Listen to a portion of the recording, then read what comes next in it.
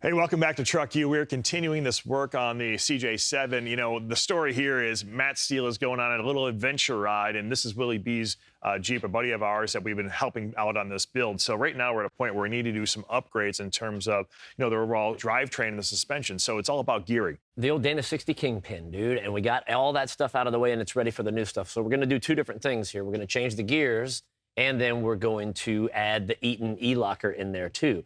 So that's going to make a major improvement, okay? Because he was running 488 gears in here, which was cool with the 37s. It worked for that. But now we're going to run the 40s on there when we go out west. So we want to have a little bit lower of a gear ratio. We'll go with the 538s. I know the numbers can get a little convoluted sometimes. If you eat, sleep, and breathe that stuff, it's easy to understand. But if you don't, you're like, oh, what are all these numbers? The easiest way I found to think about it is you think about the rotations of the drive shaft, how many times that's got to rotate for one rotation of the tire on the outside, right? And that's where the gears come in. So if you're running a 488, 4.88 times versus 5.388, so that's going to give you a lot more like low-end torque, right? So you're going to sacrifice a little top speed, but you're going to have more crawling power and more just kind of coming out of the, if there's a mud hole out there or something. Right, you never know what you're going to find. You don't. And then you've got the E-Locker we've got right here. You add that in, and it kind of gives you the best of both worlds, right? The differential gives you the ability to flip a switch or hit a button, however you want to supply 12 volts, to lock that front axle so both wheels will turn at the same time, allow you to get over obstacles, whatever it is you want to do. You take away the 12 volts, and now you've got the ability to make turns and do everything you want, because driving with a locked front axle or a straight axle, it's really difficult. It puts everything in a bind, including all the entire drivetrain. It's a heck of a workout, though, under the right conditions. So, again, all of our gear and axle, Revolution gear and axle are the gears that we're putting in there. They are a distributor for the Eaton E-Locker as well. So you can get kind of everything here from one place. Now, I think we have everything needed for this. We can move on to the axle shafts and all that stuff here. Yeah, got a lot of work to do.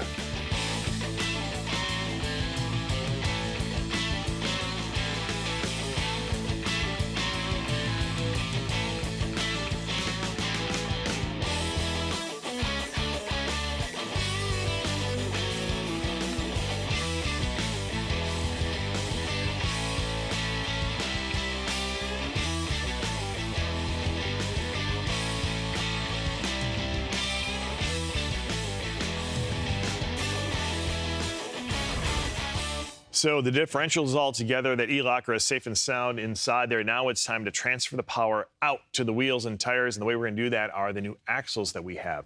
We've got two that are built completely, ready to go in. We've also got some spares here that we can build up and kind of keep with us.